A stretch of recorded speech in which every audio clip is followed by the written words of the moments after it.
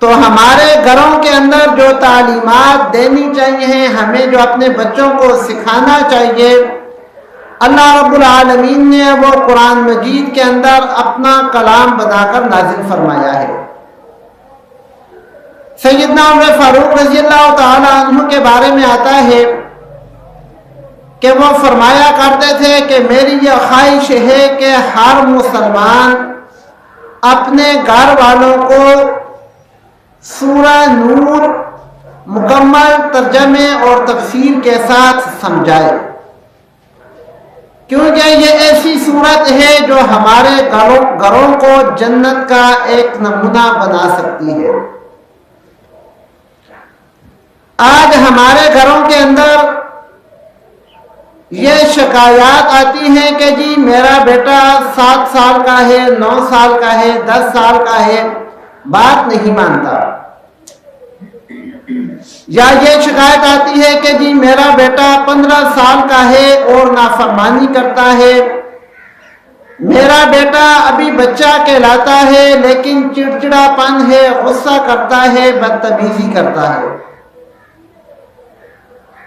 حالانکہ آپ کے ہاتھ میں بڑا ہوا ہے، جب وہ پیدا ہوا تھا تو وہ بالکل کوڑا کاغذ تھا۔ آپ لوگ اگر چاہتے تو اس کو اخلاق مزینہ سے آراستہ کر سکتے تھے۔ اللہ رب العالمین نے آپ کے ہاتھوں میں جب یہ ننھی سی جان دی تھی، تب نہ اس میں بدتمیزی تھی، نہ اس میں غصہ تھا، نہ اس میں نافرمانی تھی، تو پھر یہ اس اولاد کے اندر نافرمانی کہاں سے آ گئی، غصہ کہاں سے آ گیا، بدتمیزی کہاں سے آ گئی، اور وہ بھی 10 12 14 سال کی عمر کے بچے کے اندر۔ تو میرے بھائیوں، اس کی بنیادی وجہ یہ ہے کہ اللہ رب العالمین نے ہمیں جو چھوٹی سی جان عطا فرمائی تھی، اس چھوٹی سی جان کی پرورش کیسے کرنی ہے، اس کے لیے اللہ رب العالمین نے ہمیں قرآن دیا تھا۔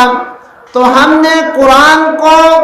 جنازے کے لیے اور ایصال ثواب کے لیے رکھ دیا۔ نتیجہ یہ ہوا کہ ہمارا وہ بچہ ہمارے معاشرے کے لیے، ہمارے گھر کے لیے ایک ایسا فرد ثابت ہوا کہ جس کو سنبھالنا مشکل ہو گیا۔ اللہ رب العالمین نے قرآن مجید کے اندر واضح طور پر کچھ احکام نازل فرمائے ہیں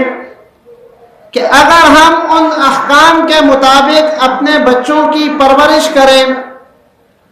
تو کوئی وجہ نہیں بنتی کہ ہمارے بچے